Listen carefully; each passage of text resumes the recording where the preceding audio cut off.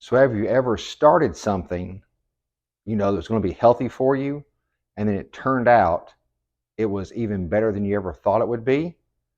That's what I'm about to talk about. So if you're into longevity, and this is a longevity channel, so I'm guessing that you are, you know that sauna exposure and repeated sauna exposure is good for you. There's tons of videos out there about that. Rhonda Patrick and all those very intelligent people, smarter than me, tell us all the great things. 7 days a week leads to 78% decrease in all-cause mortality. 4 days a week cuts your chances of Alzheimer's and dementia in half. A decreased risk of all-cause mortality, heart attack, stroke, all those things. So I don't have a sauna in my home. And once you know these things, you feel kind of guilty if you're not going to the sauna. So join the YMCA, the one near where I live, because they have a sauna. And so I started going to the sauna.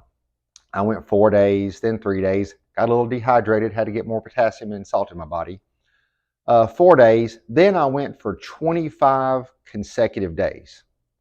And around day 10, I started noticing something that I didn't expect. I got stronger, and I mean a lot stronger. My best deadlift had been 500 pounds with a wagon wheel plate in a meet. I pulled that twice in regular training. My squat went from 360 to 380, and I didn't do anything different. I wasn't, doing a special squat program. Everything I did, overhead pressing, bench pressing, hammer rowing, I was just stronger. And I noticed I was recovering better. So I didn't know why. Nothing else had changed. My diet hadn't changed.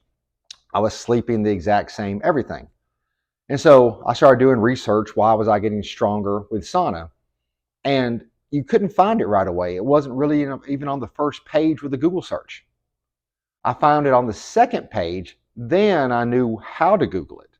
So here's what was happening. It was due to the sauna. And this just isn't an aspect of the sauna that I hear talked about a lot, because I guess most people, I don't know, that are doing it for longevity aren't lifting super heavy in the gym, which confuses me because we want as much muscle as possible the older we get, and the only way to get more muscle is to lift heavy and consistently. So here's what happens, the science behind it. So as we sweat in the sauna, our body pulls water out, right, for sweat. Well, that sweat comes from the plasma in our blood. Well, if you do that once, it's no big deal. Your body says, cool, we got this. But if you do sauna repeatedly, your body keeps needing to send more blood closer to your skin, right, to help you sweat. A cool thing happens. The body wants to work smart, not hard. So it actually creates more blood. Your blood volume goes up. An article I read had a great, example. Think about squeezing a ketchup bottle. It's easier to squeeze it when it's full versus when you got to bang, bang, bang on it and squeeze it when it's almost empty. So for your body to continue to sweat for you and make itself not work as hard, it increases your total blood volume. Well, why is that great? Well, your red blood cell count goes up. And also with that, to help shuttle everything, your EPO levels go up. You've probably heard of EPO. That's the same thing that Lance Armstrong was doping with when he was winning all those Tour de France's. Well, EPO helps shuttle the oxygen to your blood. So if you think about it in a workout, when we start to get tired in the workout, it's not necessarily because our muscles are just weak, right?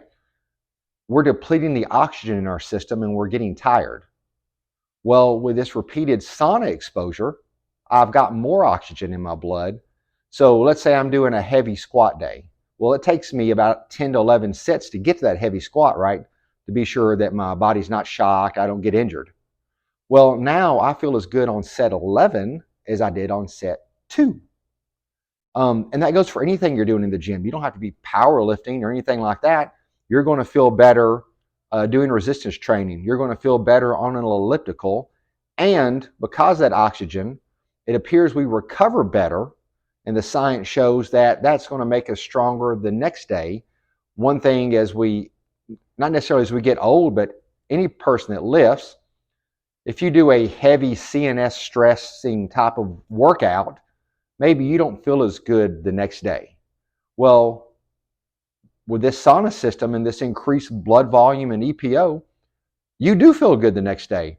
My energy level is overall better than it was before. Now, this is all the good news.